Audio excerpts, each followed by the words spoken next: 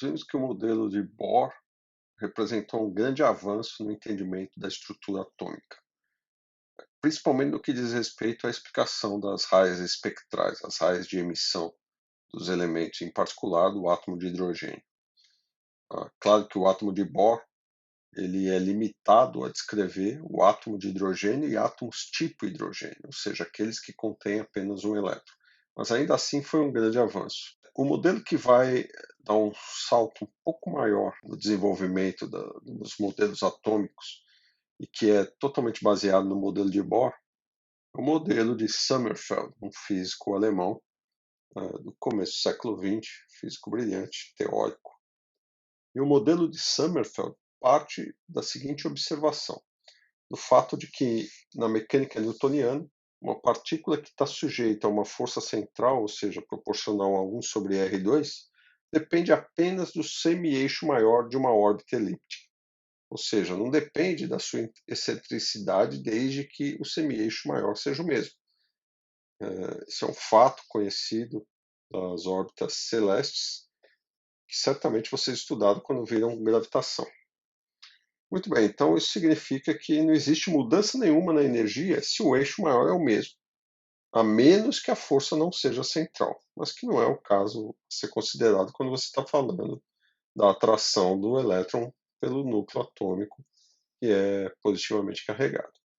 A proposta de Sommerfeld, então, é substituir as órbitas circulares de Bohr por órbitas elípticas e aproveitar o fato de que a energia permanece a mesma desde que o semi-eixo maior se mantenha fixo.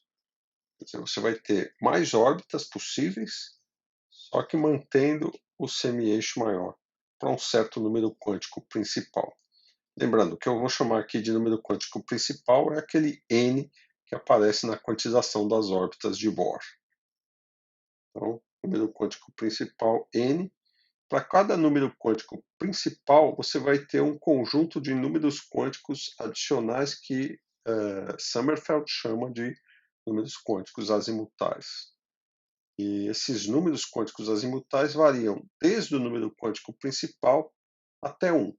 Então, no caso de n igual a 1, número quântico principal igual a 1, você só tem um número quântico azimutal, que é o n igual a 1. Para n igual a 2, você tem n θ igual a 2 e n θ igual a 1. Para n igual a 3, n θ igual a 3, n θ igual a 2 e n θ igual a 1. E assim por diante. Ou seja, os valores de n θ, número quântico azimutal, variam desde n até 1. Bem, o que o Sommerfeld tinha em mente? Ele queria explicar o desdobramento das raias espectrais do átomo de hidrogênio que era observado experimentalmente. Que desdobramento é esse? Esse é um efeito observado por Zeeman de que as raias espectrais ora formavam dubletos de raias ou tripletos, ou seja, um par de raias ou um conjunto de 3 raias para os primeiros níveis de radiação do átomo de hidrogênio.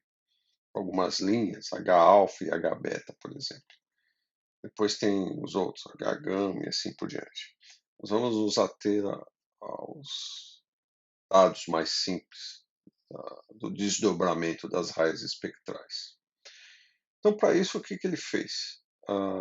Nesse átomo que agora os elétrons se movem em elipses, ele considerou os efeitos da relatividade especial de Einstein, que seria, na verdade, segundo o próprio Sommerfeld, uma comprovação da teoria da relatividade especial se ele conseguisse explicar esses efeitos, considerando o fato de que esses elétrons deveriam ser corrigidos relativisticamente na sua energia de repouso. Então, com essas correções relativísticas na energia de repouso, ele obtinha um fator da ordem de v² sobre c², onde v seria a velocidade do elétron em determinada órbita. Como cada órbita elíptica é diferente, com o mesmo semi-eixo maior, então o que há de diferente nas órbitas, o que vai mudar a energia dessas diferentes órbitas, é uma correção relativística devido à velocidade. Porque em cada órbita essa velocidade vai ser diferente. A órbita circular é uma velocidade constante. As excentricidades, né, são diferentes de zero, vão levar a velocidades diferentes. E, portanto, há correções na energia que são diferentes. E isso deveria ser suficiente para explicar esses desdobramentos das raízes espectrais, uma vez que agora você teria novos níveis de energia permitidos para o elétron num átomo de hidrogênio. Portanto, mais transições e mais linhas espectrais. Óbvio que a gente não vai fazer o cálculo do Sommerfeld, que é um cálculo bastante intricado. Ele era um excelente físico matemático que resolveu aplicar o conhecimento que ele tinha sobre as órbitas dos corpos celestes para a física que surgia, aquela física do átomo de hidrogênio, o início da mecânica quântica velha, como a gente chama hoje. Mas como os cálculos são muito trabalhosos, a gente vai fazer aqui só uma estimativa da ordem de grandeza desse efeito relativístico, calculando a razão V sobre C para a primeira órbita do átomo de hidrogênio, n igual a 1. Então, utilizando a regra de quantização do momento angular, aqui está um momento angular, uma partícula de massa m, nesse caso o elétron, igual a um múltiplo de h cortado. A gente vai fazer o n igual a 1, primeira órbita. Então, essa velocidade pode ser escrita como h cortado sobre mr da primeira órbita. É o chamado raio de Bohr, a gente já conhece a expressão calculada uma ou duas aulas atrás. Reescrevendo isso daqui, o que eu obtenho? E quadrado sobre 4πε0h cortado, que vocês já estão se acostumando com essa razão. Que a razão é essa. Bom, olha o seguinte, isso aqui é V, certo? V é igual a isso daqui. Divida isso por C. Vai ter E quadrado sobre 4πε0h cortado C. Que é isso daqui? A definição que a gente deu lá atrás. É o alfa, a chamada constante de estrutura fina, que vale 1 sobre 137. Na verdade, isso aqui foi a primeira aparição de alfa na história da física. E por isso que ela é chamada de constante de estrutura fina, porque ela tem a ver com esses desdobramentos das raias espectrais, né, que é chamado de estrutura fina das raias do átomo de hidrogênio. E, muito embora essa razão ao quadrado seja da ordem 10 a menos 4, esse não é um efeito desprezível, ele é observável experimentalmente. E foi o que, na verdade, levou à consagração desse modelo, essa proposta de Sommerfeld, e com isso a consagração do modelo de Bohr-Sommerfeld, o que não foi assim tão trivial e tão imediato, porque o modelo de Bohr ele sofria muitas críticas, não foi aceito pela comunidade científica por todo mundo, pelo menos. E mesmo quem aceitava, quem era defensor do modelo de Bohr, agora Bohr-Sommerfeld, tinha suas críticas com relação principalmente à questão da estabilidade das órbitas.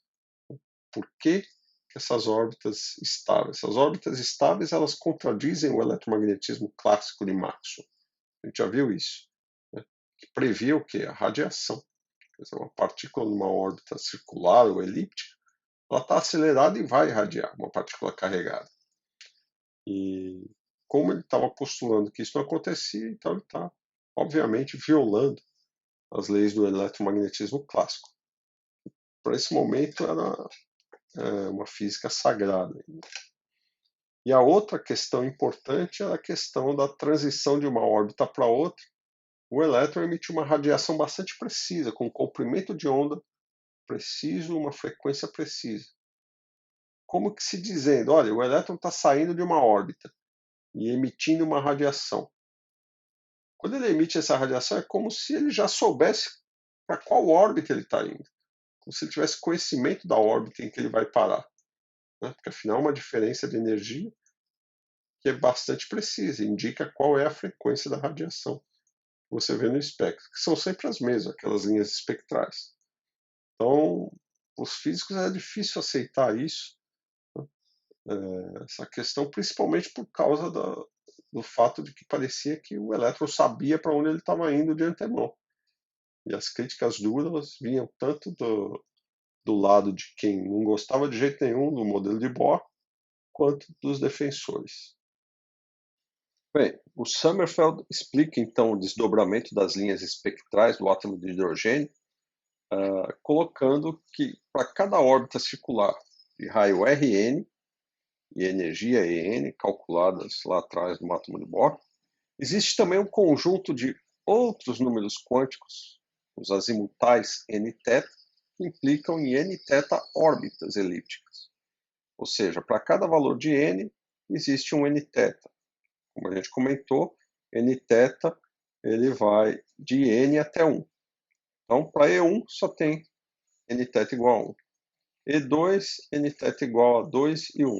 E3, n-teta igual a 3, 2 e 1, e assim por diante. E todas essas órbitas para um mesmo n têm o mesmo semi-eixo maior, só que diferentes excentricidades. Com essa diferença nas excentricidades, você vai ter diferença na velocidade, portanto, no momento linear, o que implica uma diferença na energia para um mesmo n. Você está, no princípio, dizendo que para um único n você tem níveis de energias diferentes. Claro que essa diferença é pequena, como a gente viu, ela é proporcional a V sobre C quadrado, que é a constante de estrutura fina alfa ao quadrado no átomo de Bohr. Bem, esse desdobramento nas linhas espectrais para um mesmo valor de n é o que a gente chama de desdobramento de estrutura fina, ou simplesmente estrutura fina do átomo, nesse caso o átomo de hidrogênio, e o valor, como a gente comentou, é proporcional a V quadrado sobre C quadrado, que é alfa ao quadrado, e em acordo com a predição de Sommerfeld, né? É um experimento que batia muito bem com essa predição da correção relativística introduzida por ele, só que tem um problema, né? Mais tarde, né, descobriu-se que isso nada mais era do que uma concordância acidental. É curioso que ele tenha conseguido explicar isso com uma correção relativística, inclusive achando que isso é uma prova da teoria da relatividade especial de Einstein. Só que a verdade é que esse desdobramento está associado com efeitos quânticos que não têm análogo na física clássica, estão associados a spin. E, portanto, foi apenas uma coincidência fortuita para aquele momento e que deu, de certa forma, força a esse modelo de Sommerfeld, que acabou sendo chamado modelo Bohr-Sommerfeld, porque no final das contas eles são apenas algumas correções ao modelo de Bohr. Como a gente já viu lá atrás, a gente pode reescrever a energia nos diferentes níveis do átomo de hidrogênio em termos da constante de estrutura fina alfa. Então vamos lá. Essa energia, a energia dos níveis no átomo de Bohr, multiplica em cima e embaixo por C quadrado, e você rearranja os termos envolvendo as potências da carga elétrica com H cortado em C. Então você pode reescrever as energias do átomo de hidrogênio em termos do alfa e proporcional a Z quadrado. O raio de Bohr, a mesma coisa, o R1, multiplica em cima e embaixo o C, e você reescreve em termos desse fator e 1 sobre alfa. Agora o que a gente observa é que o alfa é adimensional. Lembra, ele é 1 sobre 137. E é escrito em termos de constantes universais. O que isso significa? Bom, sendo escrito em termos de constantes universais, todos os observadores devem medir o mesmo valor de alfa, não importa o referencial em que você esteja. Tá? Sempre 1 sobre 137. Acontece que o modelo de Sommerfeld também tinha algumas falhas. Né? Por exemplo, algumas das transições nunca foram observadas. Bom, o que ele fez com esse fato foi criar uma chamada regra de seleção. O que é isso? Por exemplo, existem transições entre diferentes níveis, desde que n-teta inicial menos n-teta final seja mais ou menos 1. Seriam as únicas transições possíveis. Isso é uma regra que ele coloca como uma exigência para as transições nos átomos tipo hidrogênio. Aqui a gente tem uma figura, vamos ver essa figura, onde essa regra está explicitada. Então, se você pegar essas linhas tracejadas, estão associadas às transições que não ocorrem. Por quê? Porque se você pegar o n-teta aqui, essa é a linha de baixo, n igual a 2, n-teta igual a 1. e essa aqui é N1, Nθ igual a 1. Então, uma transição Nθ igual a 1 para Nθ igual a 1 não ocorreria, porque não é mais ou menos 1 essa diferença, é zero. Enquanto S, onde o Nθ é 2 para Nθ igual a 1, ocorreria. A mesma coisa aqui. As tracejadas não ocorrem, as linhas cheias ocorrem. Bom, isso no momento era um problema. Acontece que, em seguida, experimentalmente, se descobre uma transição do nível n igual a 3, com nθ igual a 1, para n igual a 2, nθ igual a 1. Portanto, uma das transições que seria proibida pela regra de seleção. Essa linha do espectro H-alfa do hidrogênio é chamada 2C. E que, dado o fato de você não observar outras transições com essas diferenças em que o nθ fosse o mesmo, colocava o modelo de Sommerfeld também em xeque. Mais ou menos, né? Quer dizer, você não tinha modelos melhores que esse na época e, portanto, o modelo não cai em desgraça assim, tão de repente. O fato é, em seguida surgiria a mecânica quântica de Heisenberg-Schrödinger e esses modelos seriam então vistos como modelos para a antiga mecânica quântica. A verdade é que até hoje eles são utilizados, né? De certa forma, problemas um pouco mais complicados, usando a teoria de Schrödinger, esses modelos às vezes dão resultados muito bons de uma maneira bastante simples, principalmente visualmente simples. E acho que na química também são bastante utilizados. Mas, para os físicos, é um modelo que se torna obsoleto. Bom, essa aula termina com as aulas sobre modelos atômicos. Nós teremos, então, um pequeno teste entre a quarta-feira e quinta-feira. Vou avisá-los, vou colocar na página.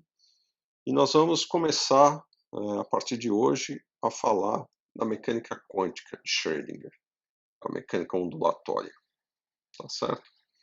Então, não deixem de tirar dúvidas. Eu vejo que muito poucos de vocês estão acessando as aulas. Tomem cuidado, porque tem muito conteúdo. E nós temos que terminar esse curso até semana que vem, inclusive fazendo 2 testes e uma prova.